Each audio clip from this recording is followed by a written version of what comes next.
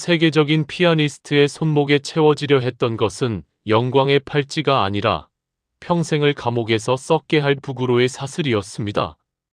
그날 밤 파리의 빗줄기는 예술가의 낭만이 아닌 생존을 향한 처절한 비명이었습니다.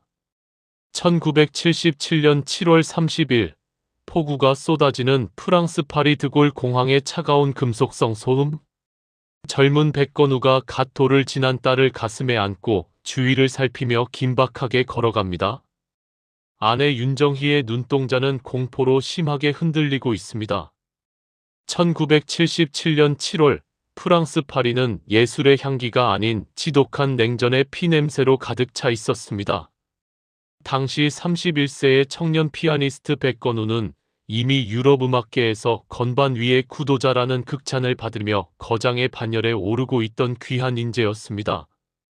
하지만 그가 마주한 데이터는 아름다운 악보가 아니라 국가라는 거대 괴물이 파놓은 잔인한 함정이었습니다. 이른바 백건우 윤정의 부부 납북 미수 사건의 서막입니다.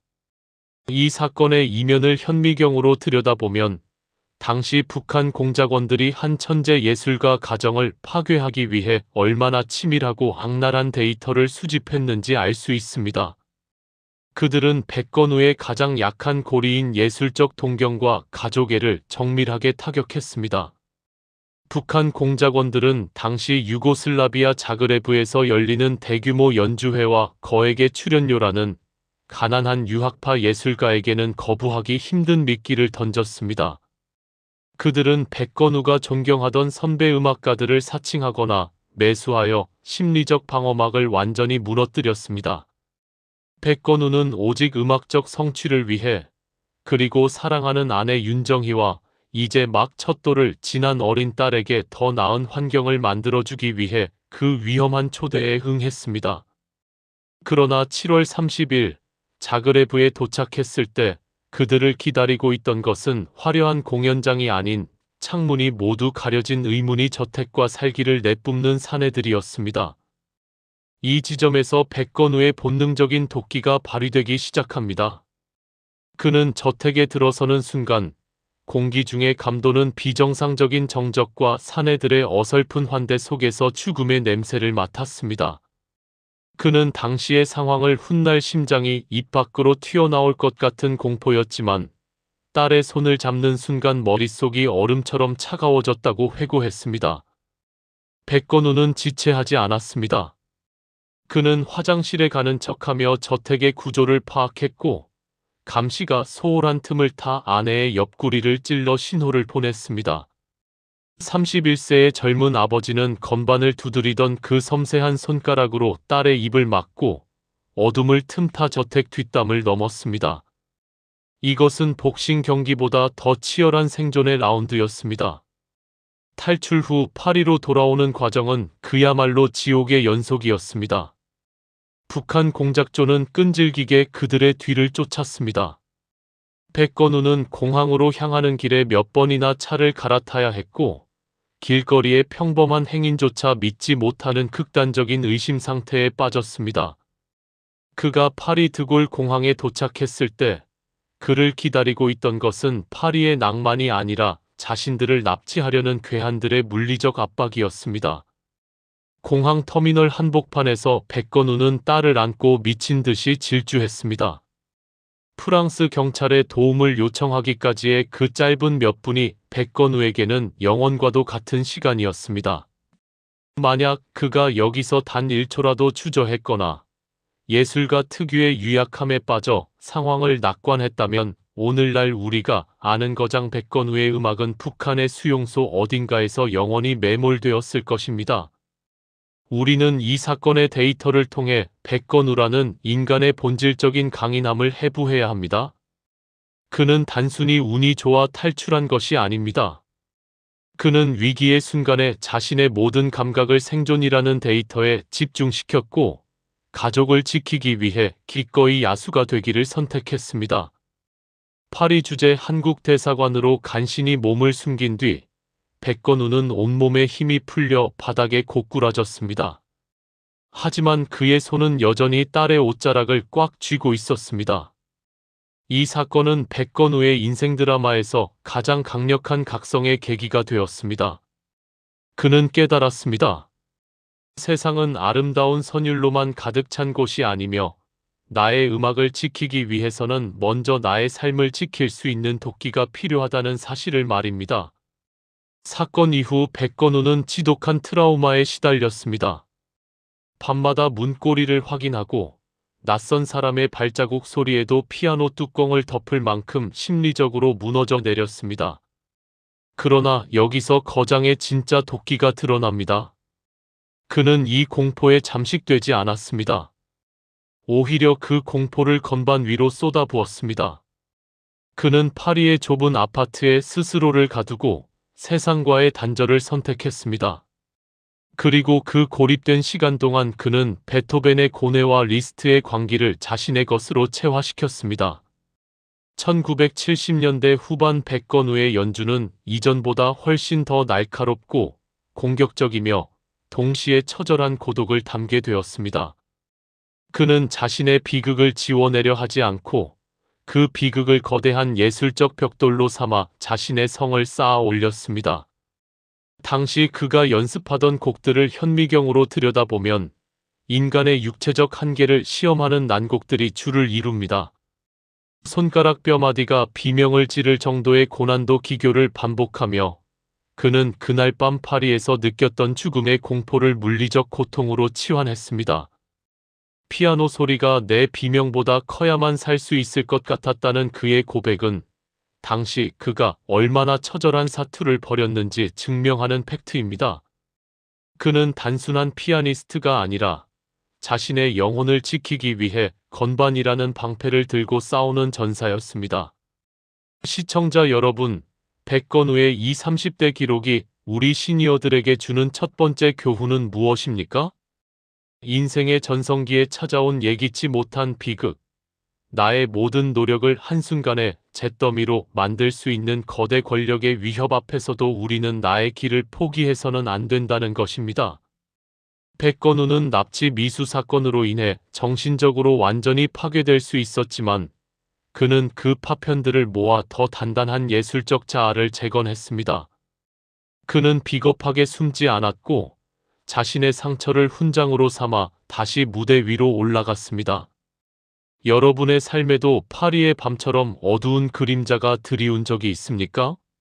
내가 믿었던 사람에게 배신당하거나 내가 평생 쌓아온 공든 탑이 무너져 내리는 순간을 경험하셨나요? 그때 백건우의 질주를 기억하십시오. 그는 멈추지 않았기 때문에 살았고 그 고통을 건반에 새겼기 때문에 거장이 되었습니다. 1977년의 그 빗줄기는 백건우의 눈물이 아니라 그를 더 강하게 단련시키는 연성제였습니다. 파리의 낡은 아파트, 먼지가 내려앉은 악보들 사이로 오직 피아노 한 대만이 빛나고 있습니다. 젊은 백건우가 셔츠 소매를 걷어붙인 채 같은 구절을 수백 번 반복하며 건반을 타격합니다. 그의 손가락 끝에선 땀방울이 비산합니다. 살아남은 자의 의무는 처절했습니다.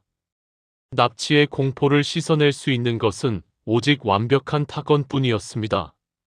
백건우는 스스로를 파리의 작은 방에 가두고 세상에서 가장 고독하고도 지독한 연습의 기록을 써 내려가기 시작했습니다. 1977년의 그 끔찍한 납북 미수 사건 이후 백건우의 삶은 완전히 재편되었습니다. 대중은 그가 화려한 복귀를 선언하며 무대 위에서 승전보를 울리길 기대했지만 백건우가 선택한 데이터는 철저한 고립이었습니다. 그는 파리의 좁고 어두운 아파트를 자신만의 요새로 삼았습니다. 밖으로 나가는 대신 그는 피아노 의자에 몸을 묶었습니다. 이 시기 백건우의 연습량은 상상을 초월합니다.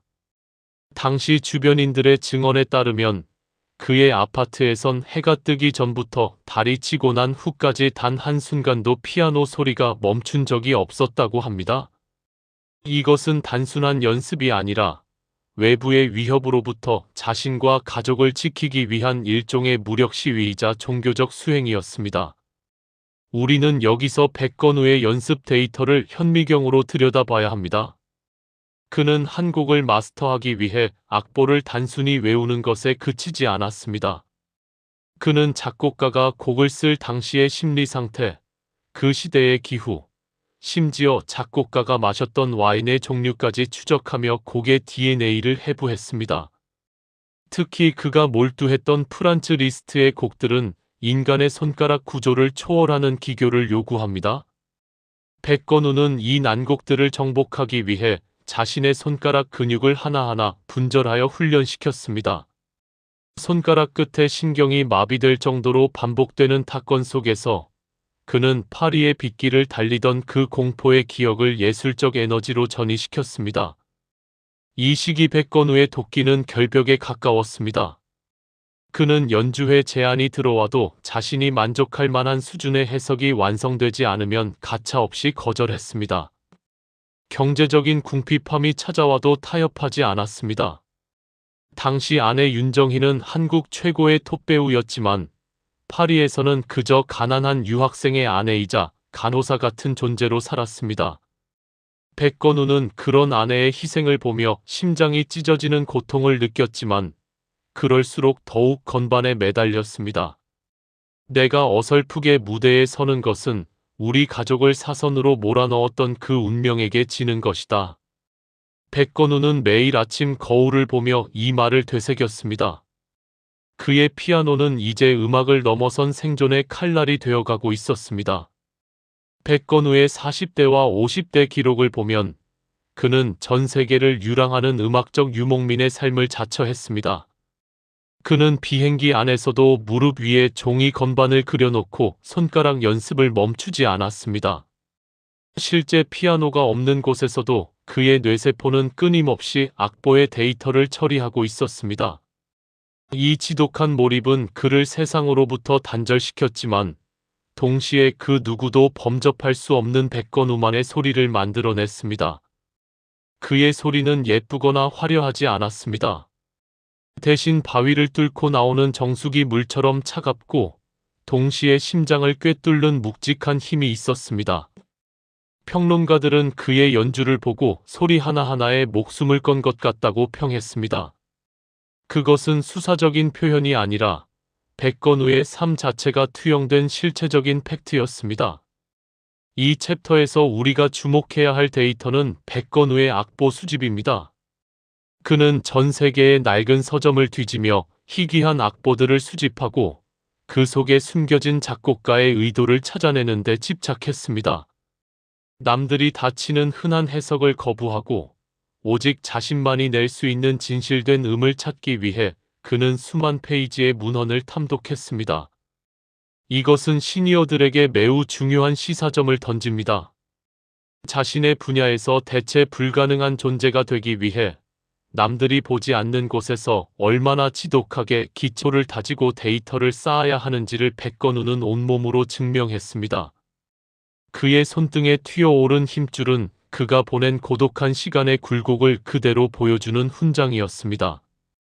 하지만 이 지독한 완벽주의 뒤에는 아내 윤정희라는 거대한 버팀목이 있었습니다. 윤정희는 남편의 예술적 도끼를 지키기 위해 자신의 화려한 경력을 기꺼이 뒤로 미루었습니다. 그녀는 백건우의 악보를 정리하고 연주회 일정의 모든 데이터를 관리하며 남편이 오직 음악에만 집중할 수 있도록 인간 방패가 되어 주었습니다. 백건우는 훗날 정의가 없었다면 나는 파리의 그 좁은 방에서 미쳐버렸을 것이라고 고백했습니다. 두 사람의 사랑은 낭만적인 연애를 넘어 거대한 세상의 파도에 맞서 서로를 지탱하는 공동 운체체적 도끼로 진화하고 있었습니다. 백건우의 음악이 깊어질수록 그 소리 안에는 윤정희의 헌신이라는 데이터가 짙게 스며들었습니다. 시청자 여러분, 백건우의 이 중년기 기록이 우리 시니어들에게 던지는 질문은 뼈아픕니다.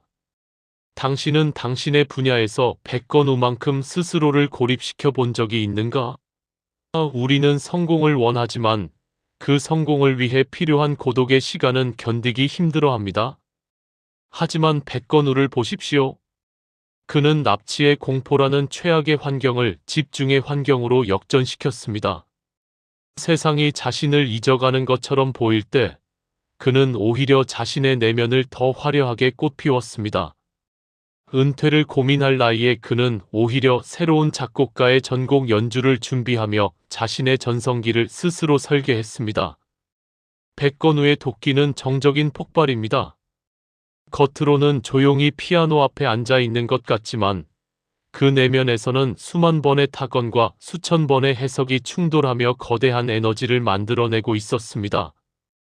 그는 50대와 60대를 지나며 육체적인 순발력이 떨어지는 것을 데이터로 확인했지만 그것을 좌절의 근거로 삼지 않았습니다. 대신 근육의 힘을 빼고 영혼의 무게를 싣는 법을 터득했습니다. 나이가 든다는 것은 소리의 군더더기를 빼는 과정이다. 백건우의 이 철학은 노화라는 자연의 법칙을 예술적 진화로 승화시킨 시니어의 승리 선언이었습니다. 이제 이 이야기는 백건우 인생의 가장 슬프고도 위대한 구간으로 접어듭니다. 자신을 지켜주던 아내의 기억이 하나둘씩 지워지기 시작할 때 거장은 어떤 표정으로 건반 앞에 앉았을까요? 30대의 공포와 50대의 고독을 이겨낸 그 지독한 도끼가 아내의 알츠하이머라는 최후의 적 앞에서 어떻게 숭고한 빛을 내뿜는지 다음 챕터에서 해부해 보겠습니다. 백건우의 진짜 인생 드라마는 이제부터가 클라이맥스입니다. 여러분의 삶도 지금 고립된 아파트처럼 느껴지십니까? 백건우의 뒤틀린 손가락이 건반을 누르며 내는 그 명징한 소리를 상상해 보십시오. 고독은 여러분을 무너뜨리는 도구가 아니라 여러분을 거장으로 빚어내는 조각칼입니다. 백건우는 그 조각칼을 기꺼이 받아들였고 80년을 버텨냈습니다. 70대의 백건우가 호텔 대기실에서 아내 윤정희의 머리를 손수 빗겨주고 있습니다. 아내는 거울 속 자신의 모습조차 낯설어하며 남편에게 묻습니다. 누구시죠? 백건우의 손이 잠시 멈추지만 이내 미소 지으며 대답합니다. 당신의 피아니스트입니다. 파리의 납치범들은 따돌릴 수 있었지만 뇌세포를 갉아먹는 병만은 피할 길이 없었습니다. 아내의 기억이 모래성처럼 허물어질 때 백건우는 무대 위에 화려한 조명 대신 아내의 침대 머리맡에서 인생의 가장 지독한 연습을 시작했습니다. 2010년대 중반에 접어들며 백건우의 평온했던 예술적 성벽에 균열이 가기 시작했습니다. 그의 영원한 동반자이자 1977년 사선을 함께 넘었던 전후 배우 윤정희의 뇌 속에 알츠하이머라는 이름의 지우개가 나타난 것입니다. 처음에는 단순히 연주회 일정을 잊거나 방금 먹은 메뉴를 기억하지 못하는 사소한 데이터 오류로 시작되었습니다. 하지만 시간의 흐름은 잔인했습니다. 한 시대를 풍미했던 음악의 여왕은 점차 자신이 출연한 수십 편의 영화 제목을 잊었고 급기야 남편 백건우가 누구인지조차 인지하지 못하는 절망적인 상태에 도달했습니다. 70세가 넘은 노년의 백건우에게 이것은 젊은 날 겪었던 그 어떤 테러보다 더 치명적이고 본질적인 위협이었습니다. 우리는 여기서 백건우가 보여준 간병의 도끼를 해부해봐야 합니다. 보통 이 정도 수준의 중증 치매가 진행되면 대부분의 가족은 요양시설을 찾거나 전문 간병인에게 모든 것을 맡깁니다. 그것이 환자와 보호자 모두를 위한 합리적인 선택으로 여겨지기 때문입니다. 하지만 백건우는 이 합리적 데이터를 거부했습니다. 그는 정희가 나를 기억하지 못해도 내가 정희를 기억하면 우리는 함께 있는 것이라며 아내를 품에 안았습니다. 그는 해외 연주 일정이 잡힐 때마다 아내의 짐을 먼저 챙겼습니다. 휠체어에 아내를 태우고 전 세계 비행기를 타며 그는 무대 뒤 대기실에서도 아내의 손을 놓지 않았습니다. 70대 노년의 예술가가 감당하기엔 육체적으로나 정신적으로나 가해에 가까운 중노동이었습니다. 백건우의 당시 일상을 현미경으로 들여다보면 그가 얼마나 초인적인 인내를 발휘했는지 알 수 있습니다. 그는 연주회 당일 오전에도 아내의 식사를 직접 챙기고 옷을 입혔습니다.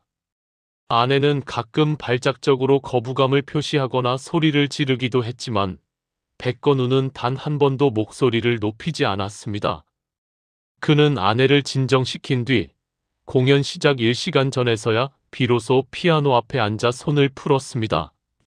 건반을 누르는 그의 손가락에는 아내를 씻기고 입히느라 생긴 미세한 상처와 피로가 묻어 있었지만 그가 내는 소리는 오히려 이전보다 더 투명하고 숭고해졌습니다. 고통이 내 음악의 군더더기를 깎아내고 있다. 백건우는 이 비극을 자신의 예술적 완성도를 높이는 거친 숫돌로 삼았습니다. 이 지점에서 백건우의 예술적 자존심이 빛을 발합니다. 그는 아내를 돌보느라 연습 시간이 턱없이 부족해졌음에도 불구하고 연주의 질을 단 1%도 떨어뜨리지 않았습니다. 오히려 그는 2017년 71세의 나이로 베토벤 피아노 소나타 32곡 전곡 연주라는 젊은 천재들도 기피하는 극한의 도전에 나섰습니다.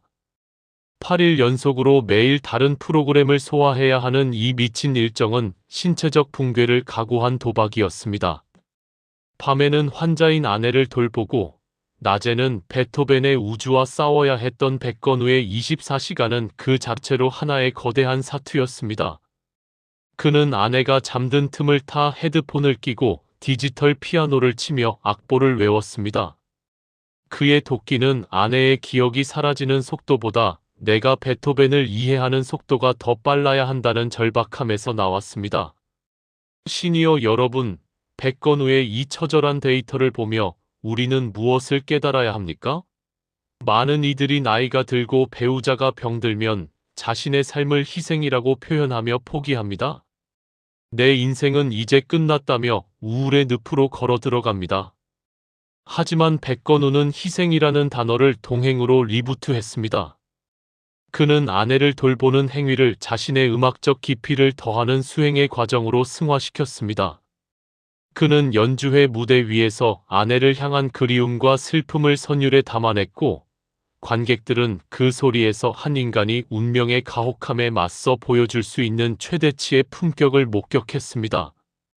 그의 피아노는 이제 소리를 내는 기계가 아니라 사라져가는 기억을 붙잡아두는 영혼의 기록 장치가 되었습니다. 당시 백건우를 지켜본 관계자들의 증언에 따르면 그는 아내가 자신을 몰라보고 엉뚱한 사람의 이름을 부를 때 가장 깊은 고독을 느꼈다고 합니다. 하지만 그는 그 고독을 슬픔으로 낭비하지 않았습니다. 그는 숙소로 돌아와 악보의 여백에 당시의 감정을 메모하고 그것을 다음 날 연주의 해석에 반영했습니다. 비극을 데이터화하여 예술적 자산으로 치환하는 이 지독한 역발상이 백건우를 단순한 기술자에서 성자의 반열로 끌어올렸습니다. 그의 손가락은 나이가 들어 마디가 굵어지고 둔해졌지만 그 손이 건반을 누르는 압력에는 아내를 향한 50년의 사랑과 연민이 실려 있었습니다. 시청자 여러분, 백건우의 70대는 우리에게 아주 차가운 진실을 가르쳐 줍니다. 인생의 가장 큰 적은 외부의 침입자가 아니라 내가 가장 사랑하는 존재가 나를 잊어가는 과정이라는 사실입니다. 하지만 백건우는 그 적과 싸우기 위해 칼을 휘두르지 않았습니다. 그는 조용히 건반을 눌러 그 정적을 메웠습니다. 아내의 뇌 속에서 불이 하나씩 꺼질 때마다 백건우는 자신의 음악 속에 더 밝은 촛불을 켰습니다. 이것이 위인전 리부트가 말하는 시니어의 진짜 도끼입니다. 무너지지 않는 것, 그리고 무너지는 존재를 끝까지 지탱하며 나 또한 완성되어 가는 것. 백건우는 인터뷰에서 이렇게 말했습니다. 정희는 이제 어린아이가 되었습니다. 나는 그녀의 아버지가 되었고, 오빠가 되었고, 여전히 그녀의 남편입니다. 이 고백 속에는 인생의 황혼기에 마주한 비극을 감히 선물이라 부를 수 있는 거장의 여유와 도끼가 담겨 있습니다. 그는 아내의 지워진 기억을 원망하는 대신 아직 남아있는 그녀의 숨소리에 감사하며 베토벤의 고난도 악구들을 정복해 나갔습니다. 그의 음악이 70대 이후 급격히 명징해진 이유는 그가 세상의 모든 욕심을 버리고 오직 아내와 음악이라는 두 개의 본질에만 집중했기 때문입니다. 이제 이 이야기는 백건우 인생의 가장 쓸쓸하고도 웅장한 엔딩을 향해 달려갑니다. 아내가 결국 프랑스의 요양원에서 마지막 기억의 조각을 내려놓았을 때, 그리고 홀로 남겨진 백건우가 다시 텅 빈 무대 위에 섰을 때, 거장의 등 뒤에는 어떤 그림자가 비쳤을까요? 30대의 공포를 이겨내고 70대의 비극을 견뎌낸 그 지독한 도끼가 완성한 마지막 한 곡. 다음 챕터에서 그 영혼의 연주를 해부해 보겠습니다. 여러분의 삶에도 지금 감당하기 힘든 기억의 상실이나 관계의 붕괴가 있습니까? 백건우의 연습실 불빛을 생각하십시오. 그가 아내의 잠든 얼굴을 뒤로 하고 헤드폰을 낀 채 건반을 누르던 그 지독한 밤들이 모여 오늘날의 전설이 되었습니다. 여러분의 고난 또한 여러분의 위인전을 완성할 가장 확실한 데이터입니다. 프랑스 파리 외곽의 고요한 묘지, 그리고 한국의 텅 빈 공연장 대기실. 80세를 바라보는 백건우가 홀로 낡은 턱시도를 입고 거울을 봅니다. 아내의 자리는 비어 있지만 그는 습관처럼 옆자리에 아내의 사진을 놓아둡니다. 함께 사선을 넘었던 전우는 먼저 떠났습니다. 50년을 이어온 동행이 멈춘 날, 사람들은 거장이 건반을 덮을 것이라 예상했습니다. 하지만 백건우는 더 차갑고 무거운 걸음으로 무대 중앙을 향했습니다. 이제 그의 피아노는 추억을 넘어선 영혼과의 대화가 시작되었습니다. 2023년 1월, 백건우의 인생 데이터에서 가장 거대한 버팀목이었던 이름 하나가 삭제되었습니다. 배우 윤정희, 그의 아내이자 예술적 동지였던 그녀가 프랑스 파리에서 긴 투병 끝에 영면에 든 것입니다. 1977년 파리의 그 공포스러운 밤부터 70대의 알츠하이머 사투까지 50년 가까운 세월을 한 몸처럼 움직였던 이들의 데이터는 이제 단절이라는 차가운 수치 앞에 놓였습니다. 전 세계 음악계는 깊은 애도를 표하며 거장 백건우가 이 거대한 상실감을 이겨내지 못하고 은퇴를 선언하거나 장기 휴식에 들어갈 것이라 추측했습니다. 80세를 목전에 둔 노년의 예술가에게 배우자의 죽음은 단순한 슬픔을 넘어 자신의 존재 이유가 사라지는 것과 같은 충격이기 때문입니다. 하지만 여기서 백건우의 지독한 도끼가 다시 한번 전 세계를 경악게 합니다. 그는 아내를 보낸 지 채 몇 달이 지나지 않아 다시 무대 위에 섰습니다.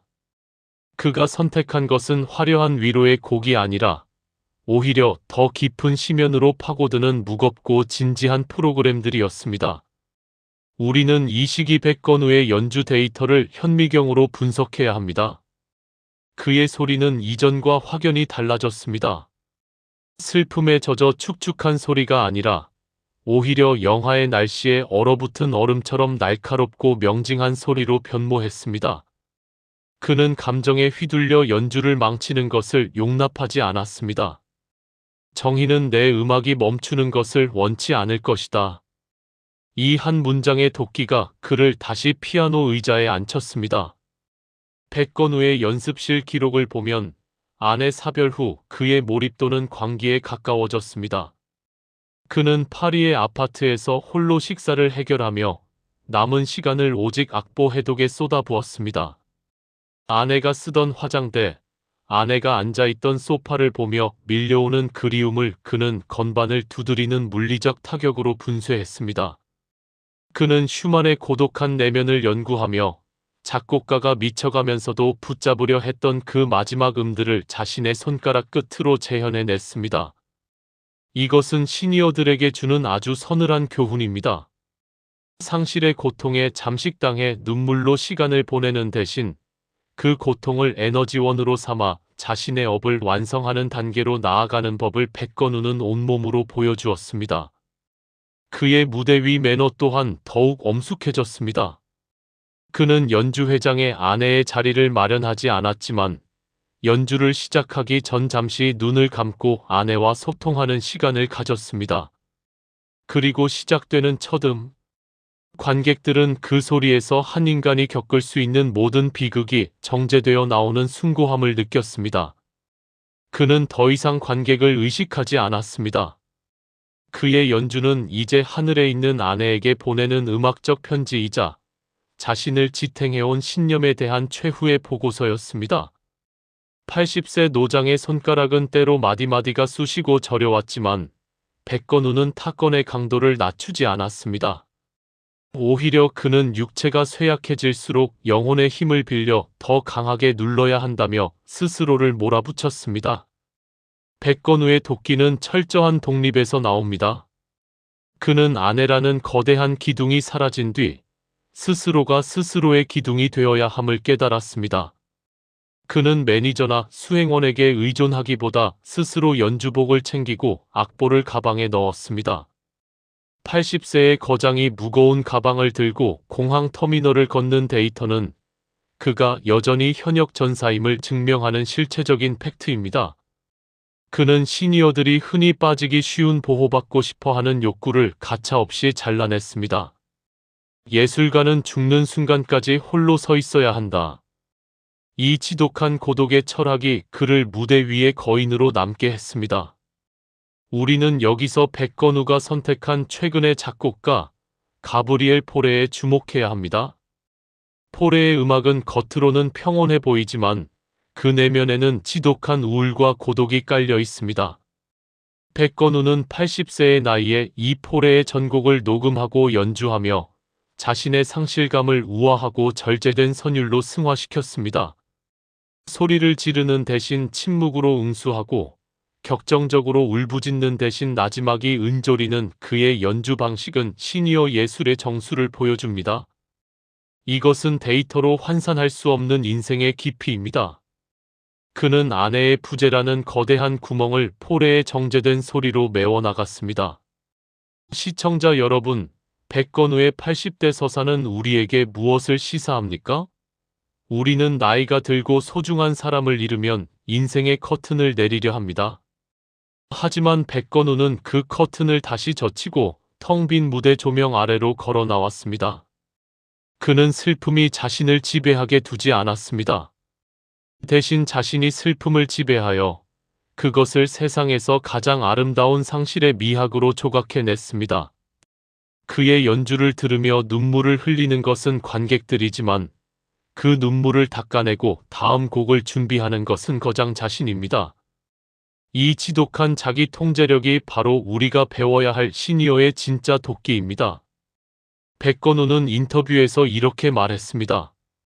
음악은 이제 제게 종교입니다. 기도가 멈출 수 없듯 저의 연주도 멈출 수 없습니다. 이 말은 그가 단순히 생계를 위해 혹은 명성을 위해 피아노를 치는 것이 아님을 명확히 합니다.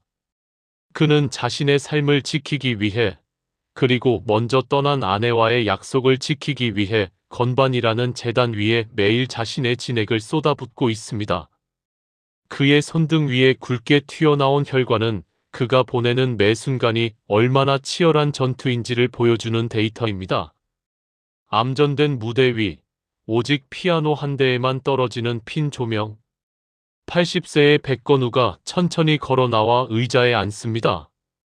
그의 손가락이 건반에 닿기 직전의 고요한 1초. 그 정적 속에 50년 전 파리의 빗소리와 아내의 웃음소리가 스쳐 지나갑니다.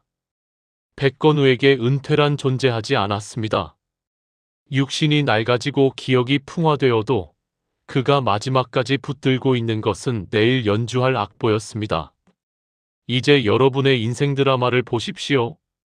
당신의 15라운드 종은 아직 울리지 않았습니다. 시청자 여러분, 우리는 오늘 백건우라는 거장이 80년 동안 축적해온 생존과 예술의 데이터를 철저히 해부했습니다. 31세에 마주했던 파리의 납치 공포를 건반 위의 정진으로 치환하고 70대에 닥친 아내의 알츠하이머라는 비극을 숭고한 동행의 에너지로 삼았으며 80세에 맞이한 사별의 고독을 영원한 현역이라는 도끼로 승화시킨 이 남자의 일대기는 우리에게 전율 이상의 교훈을 줍니다. 백건우의 인생은 우리에게 단호하게 묻습니다. 당신은 나이와 운명이라는 핑계 뒤에 숨어 당신의 무대를 너무 일찍 포기하고 있지는 않은가? 이제 백건우의 노년 데이터 중 가장 경이로운 수치를 분석해 보십시오. 그는 80세가 넘은 나이에도 하루 최소 6시간의 연습량을 단 하루도 거르지 않습니다. 이것은 단순히 성실함의 문제가 아닙니다. 근육이 경직되고 관절이 마모되는 노년의 신체 조건에서 6시간의 연습은 매일 자신의 한계를 박살내는 고문에 가까운 행위입니다. 하지만 백건우는 이 고통을 기꺼이 수용합니다. 그는 손가락이 예전처럼 움직이지 않는다면 영혼이 건반을 누르게 하면 된다고 말합니다. 기술적 쇠퇴를 정신적 밀도로 압도하는 이 시니어 역전의 전략은 우리 채널이 지향하는 도끼의 정점입니다. 우리는 흔히 은퇴를 인생의 완성이라 착각합니다.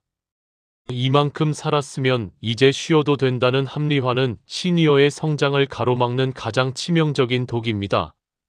백건우를 보십시오. 그는 아내를 잃고 홀로 남겨진 뒤에도 오히려 더 방대한 양의 악보를 탐독하고 있습니다. 그는 최근 인터뷰에서 아직도 공부해야 할 곡이 너무 많아 죽을 시간이 없다고 고백했습니다. 80세 노인이 내뱉는 이 공부에 대한 갈증은 무기력에 빠진 이 시대의 시니어들에게 날리는 묵직한 어퍼컷입니다. 그는 과거의 명성에 안주하지 않고 매일 아침 신인 연주자의 마음으로 조율되지 않은 인생의 건반을 두드립니다. 백건우의 도끼는 철저한 독립에서 완성됩니다. 그는 현재 파리의 아파트에서 혼자 밥을 짓고 혼자 빨래를 하며 혼자 연주 여행 가방을 쌉니다. 누군가의 수발을 받으며 대접받는 원로의 삶을 거부한 것입니다. 그는 자신의 손으로 모든 생활의 데이터를 통제합니다. 이는 뇌의 인지 기능을 유지하기 위한 치밀한 계산이자 예술가로서의 자존심을 지키기 위한 고독한 선택입니다. 남의 손을 빌리는 순간 나의 음악도 남의 것이 된다. 이 지독한 독립심이 그를 80세에도 무대 위에서 가장 당당한 거인으로 우뚝 서게 만들었습니다. 시청자 여러분, 백건우의 삶이 우리에게 주는 최종적인 데이터는 상실 이후의 삶입니다. 우리는 소중한 것을 잃었을 때 인생이 끝났다고 생각합니다. 하지만 백건우는 아내를 묘지에 묻고 돌아온 그날 밤에도 피아노 앞에 앉았습니다. 슬픔을 잊기 위해서가 아니라 슬픔을 기록하기 위해서였습니다. 그는 자신의 고통을 소리로 변환하여 전 세계 관객들에게 위로라는 형태로 배포했습니다. 자신의 비극을 공공의 예술로 승화시키는 이 사회적 도끼야말로 위인이 평범한 사람과 구별되는 지점입니다. 그는 자신의 상처를 치료받으려 하기보다 그 상처에서 흐르는 피로 악보를 적셨습니다. 이제 화면 너머에 계신 여러분의 손을 보십시오. 여러분의 손에도 백건우만큼이나 깊은 주름과 사연이 새겨져 있을 것입니다. 그 손으로 무엇을 하고 계십니까? 나이가 들어서, 기력이 없어서, 배운 게 없어서라는 변수의 데이터를 이제 삭제하십시오. 백건우는 80세에 새로운 작곡가의 전곡 녹음을 시작했습니다. 그는 자신의 육체가 흙으로 돌아가기 직전까지 단 하나의 음이라도 더 명징하게 세상에 남기려 합니다. 여러분의 피아노는 무엇입니까? 그것이 정원이든 글쓰기든 혹은 작은 장사이든 상관없습니다. 죽기 전날까지 당신을 설레게 할 그 업을 놓지 마십시오. 백건우의 인생 드라마 엔딩은 결코 눈물바다가 아닙니다. 그것은 폭풍우가 지난 뒤의 고요한 바다처럼 장엄하고 평화롭습니다. 그는 아내와의 약속을 지켰고 자신의 예술을 지켰으며 무엇보다 백건우라는 인간의 자존심을 지켰습니다. 그는 은퇴라는 단어를 사전에서 지워버리고 대신 영원한 이행인 트랜지션이라는 단어를 써넣었습니다. 그는 지금 이 순간에도 다음 연주회를 위해 손가락 끝에 온 신경을 집중하고 있습니다. 그에게 죽음은 연주가 끝나는 것이 아니라 더 큰 무대로 이동하는 막간의 휴식일 뿐입니다. 시청자 여러분께 마지막 질문을 던집니다. 당신은 당신의 무대에서 박수받으며 내려올 준비가 되었습니까? 아니면 끝까지 연주하다 쓰러질 준비가 되었습니까? 백건우는 후자를 선택했고 그 선택이 그를 영원히 죽지 않는 거장으로 만들었습니다. 여러분의 인생 이막 또한 누군가에게 박수받기 위한 삶이 아니라 스스로에게 부끄럽지 않은 지독한 완주가 되기를 바랍니다. 여러분의 인생 드라마는 이제 가장 화려한 엔딩 크레딧을 준비하고 있습니다. 백건우가 1977년의 공포를 이겨내고 2026년의 고독을 견뎌내며 우리에게 보여준 그 침묵의 도끼를 여러분의 심장에 이식하십시오. 세상이 당신의 전성기가 지났다고 말할 때 당신의 건반을 더 강하게 내리치십시오. 우리 채널은 당신의 그 위대한 타건 소리를 끝까지 응원하겠습니다. 여러분, 당신은 여전히 현역입니다.